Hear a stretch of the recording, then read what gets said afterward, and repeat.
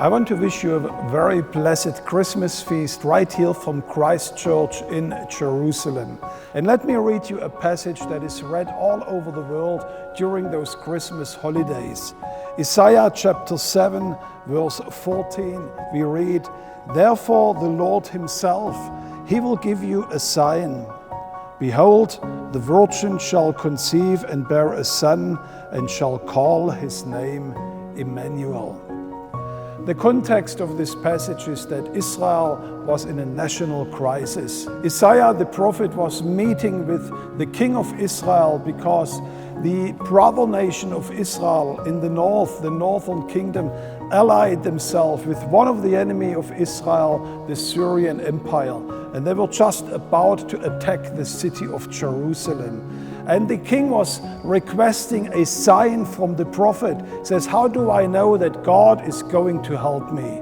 And then the prophet gives him this most unusual sign that any king could receive at that time. He says, "God is going to give you a sign of his deliverance, and this will be that a child will be born in your empire." And this was a sign where he could have said, well, there are every day hundreds of children being born here in the land of Israel. But this truth underlines to us that with God, his timetable is so much different to our perception.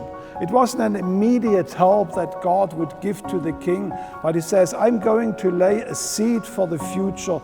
There will be a little child that will be born that is going to change the history of your nation forever." And I want to encourage all the mothers today on this Christmas day, maybe in the midst of this chaotic time of COVID-19 and lockdowns, you might be wondering if this wasn't a mistake to bring forth another child, to add another member to the family.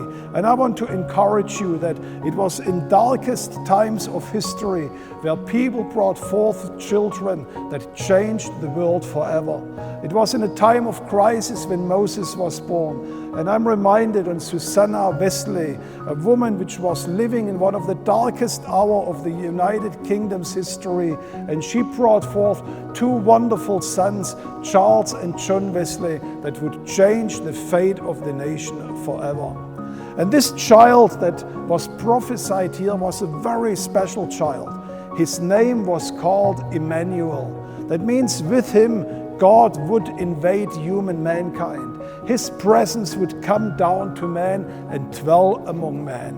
Just 2 chapters later, Isaiah the prophet repeats that same vision. In the same context, a national disaster is looming over Israel, and he says, "But behold, a child is given, a son is born. He is the one who will sit on the throne of David. His name is the Prince of Peace, the everlasting Father, the mighty God."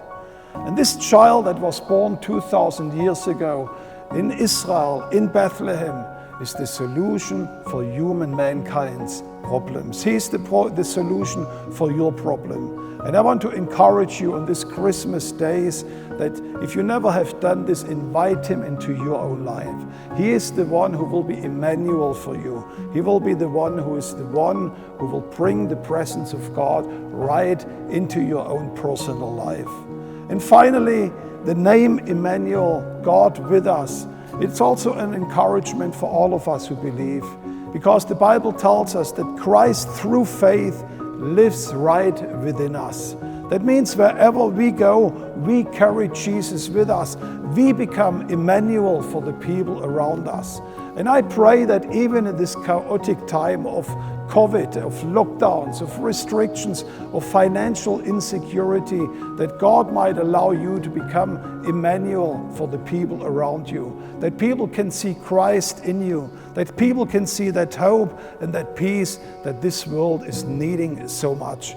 And with those thoughts, I want to wish you a very, very blessed Christmas right here from Jerusalem. And remember, Emmanuel, God is with you. God bless you and Merry Christmas.